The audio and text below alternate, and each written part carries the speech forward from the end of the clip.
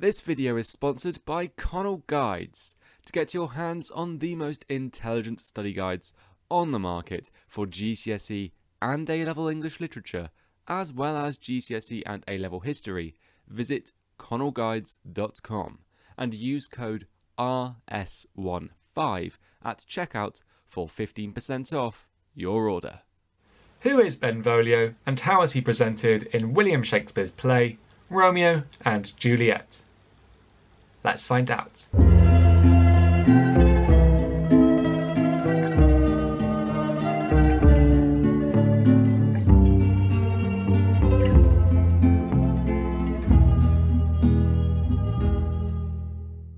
What's going on, Revision Squad? It's me, Liam, aka Mr. Knight, aka DystopiaJunkie, and in this video we are going to have a think about how the character of Benvolio is presented in William Shakespeare's Romeo and Juliet.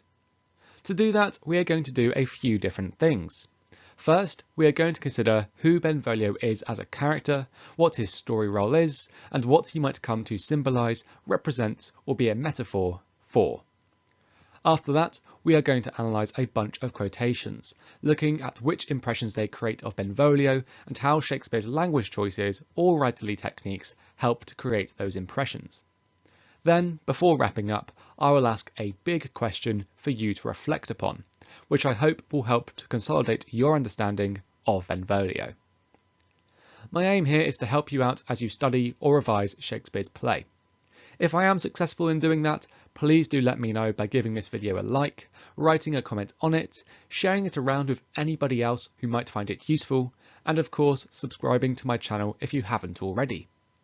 YouTube tells me that less than a quarter of you who watch my videos are subscribed to my channel, and given that I'm trying to reach 10,000 subscribers by the end of 2022, clicking that red button and subbing up if you haven't already really would mean an awful lot. It also helps me to help you and other learners out, and so it really is a win-win. Alright, now that I've gotten all of that out of the way, just who is Benvolio, what is his story role, and what might he represent? So as a character, we know that Benvolio is part of the Montague family. Lord Montague is his uncle and Romeo is his cousin. However, Romeo and Benvolio's relationship transcends that of cousinhood, for they are also close friends. Further to this, Benvolio is also quite a peaceful character, a characteristic that is hinted at by his name. The name Benvolio means goodwill, and it has always made me think of the word benevolent, which means well-meaning and kindly, descriptors that certainly fit his character. In terms of his story role, Benvolio occasionally summarises the events of the play. This is seen in Act 1, Scene 1, when he explains to Lord Montague how the opening brawl escalated, or in Act 3, Scene 1, in which he tells Prince Aeschylus all about the circumstances surrounding Mercutio's and Tybalt's deaths. This is done for the benefit of characters in the story and the audience alike, given that things tend to escalate quite quickly in the play. At times, Benvolio's summaries act as a vehicle to progress the plot, for his truthful account of Mercutio's and Tybalt's deaths prompts Prince Aeschylus to exile Romeo. He acts as a vehicle to progress the plot elsewhere too, for by encouraging Romeo to go to the Capulet ball in order to get over Rosaline, Romeo gets to meet Juliet. As a symbol, I would say that Benvolio symbolises non-violent masculinity, thus contrasting him with the play's other major young male characters, all of whom take part in fights at one point or another. Interestingly, Benvolio is the only young male character who does not die in the play, which is perhaps Shakespeare's way of trying to encourage less violent behaviour among his male audience members. Interestingly though, you could sort of argue that Benvolio undergoes a sort of spiritual or performative death after seeing Mercutio die, for as much as Benvolio is still alive, he is not seen on stage again. Perhaps this is also Shakespeare's way of highlighting that male violence hurts more than just the men who take part in fights. Okay, I hope that has given you a decent idea about who Benvolio is, what his story role is, and what he might symbolise. Now then, which quotations could you discuss if you wanted to analyse him a bit more deeply? Okay, so let's begin with the initial impression we get of Benvolio. Upon seeing the Montague and Capulet servants brawling, he has the following response. "Part, fools!" drawing his sword. "Put up your swords! You know not what you do." The initial impression we get of Benvolio is that he is a peaceful character. This is evident in his use of imperatives, for the command "part" sees him tell the servants to go their separate ways and therefore stop fighting, and the latter instruction to "put up your swords" sees him order them to stop fighting, for to hold up a sword is to hold it at your side in a non-aggressive, non-combative stance. Benvolio also appears to associate violence with idiocy, using the noun fools in reference to the servants and telling them that they know not what they do, thus suggesting that he sees violence as a thoughtless, senseless activity, reinforcing the impression that he is peaceful. Furthermore, the stage direction "drawing his sword" is also interesting. As much as he has his sword out, he does not use it to fight, perhaps unsheathing it so he has a means of protecting himself if his commands are ignored, or perhaps to act as a warning about what he might be forced to do if the men do not listen to him. Regardless, Benvolio's act of drawing his sword sees him attempt to break up the brawl without directly taking part in any of the fighting himself, and so his peacefulness is further exemplified by Shakespeare's use of stage directions.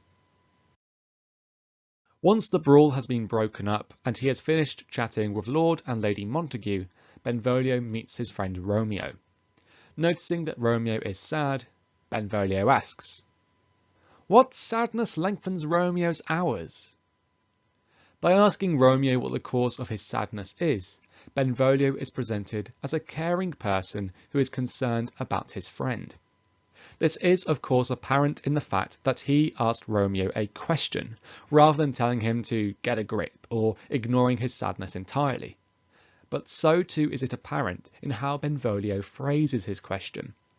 In noting that sadness lengthens Romeo's hours, not only does Benvolio speak in a somewhat euphemistic way so that he can be gentle with his friend, but he also shows a degree of perceptiveness and awareness of how Romeo is feeling, revealing a degree of kindness that really reinforces his caring characteristic. Continuing with our focus on what Benvolio is like as a friend, we now turn our attention to how he encourages Romeo to attend the Capulet ball.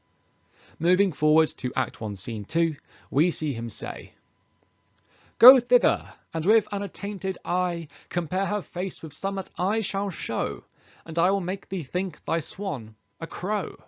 So this presents Benvolio as a supportive friend because he is attempting to drag Romeo out of his depressive state. In these lines, the archaic adverb thither more or less means there, referring to the Capulet ball. Benvolio tells Romeo to compare Rosaline's face to some others that he will show him, the result of which is that he will think that Rosaline is a crow rather than a swan. In other words, no longer beautiful. By reminding Romeo that there are other beautiful women out there for him, something he achieves through the metaphor "make thee think thy swan a crow," Benvolio tries to help his friend get over his heartache.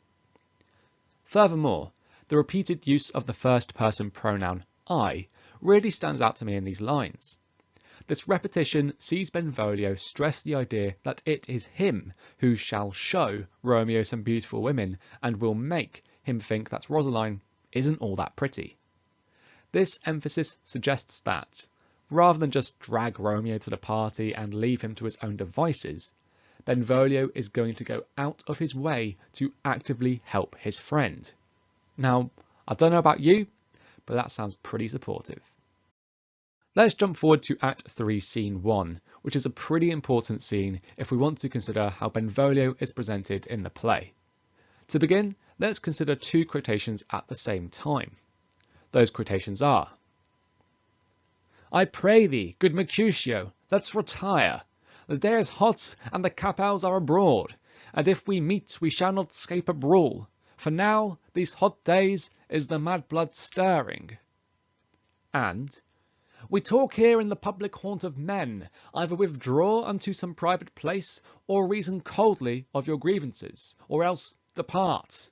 Here all eyes gaze on us.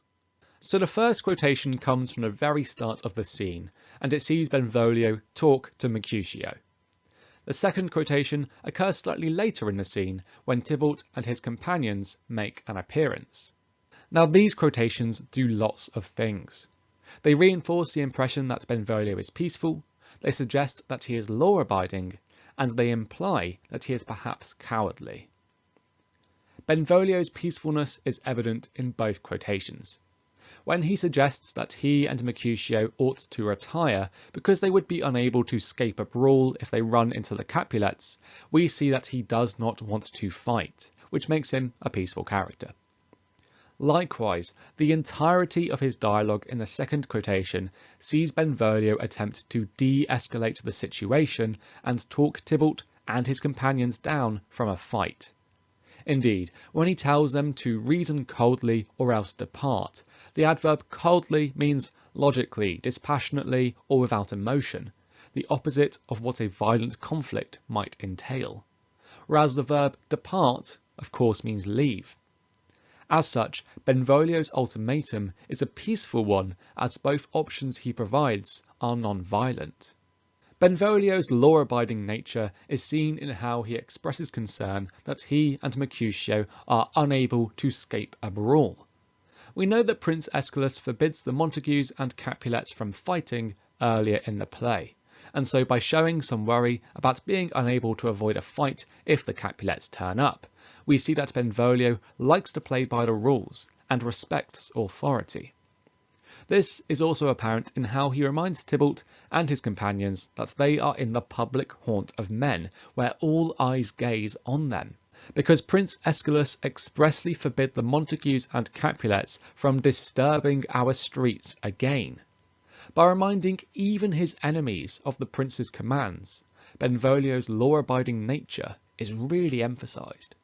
Or, rather than being a peaceful, law-abiding citizen, is Benvolio actually a bit of a coward?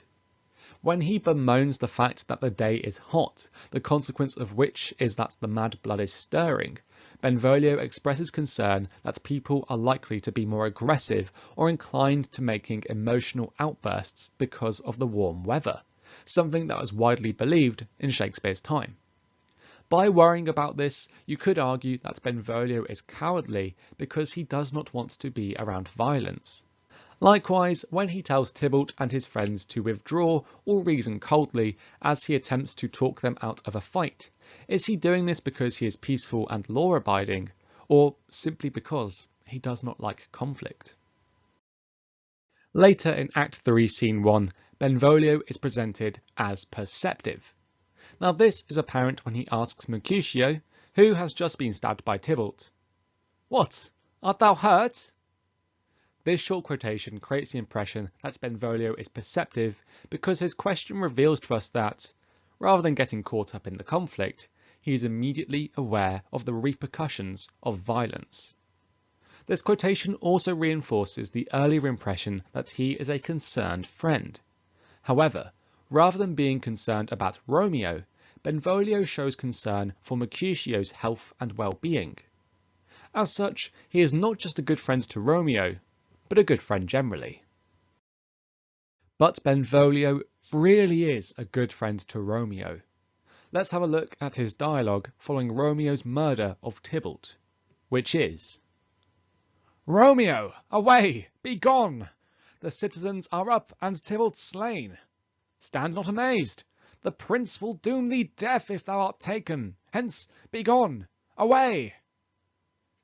When I read these lines, I get the impression that Benvolio is protective of Romeo. The young Montague is clearly stunned after he has killed Tybalt, as is implied by Benvolio's instruction to stand not amazed, and so he does not have the composure to look after himself and make himself safe. This is where Benvolio comes in.